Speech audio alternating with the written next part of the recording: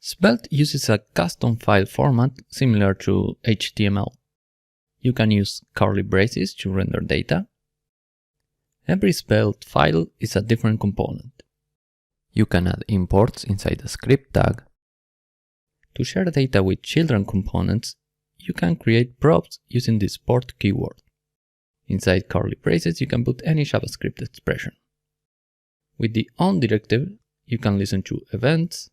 Here, when the goal count changes after a click, Svelte will re-render the component. You can also use a custom event to share data with the parent, and use the on directive again to handle it and do something with the data. If you want to render a list, you can use the each block. Svelte also supports style tags. Here the style only applies to the div from the current component and not the others.